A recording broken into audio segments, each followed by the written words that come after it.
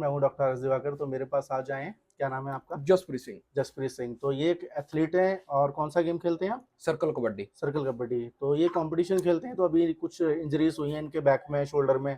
तो आज मेरे पास विजिट करने के लिए आए। कहाँ से आए भैया? दुराहा। दुराहा से। तो अभी बताइए जरा व्यूअर्स को, अभी आप कैसे आए थे और अभी तक यहाँ तक आने का कैसे पता चला आपको?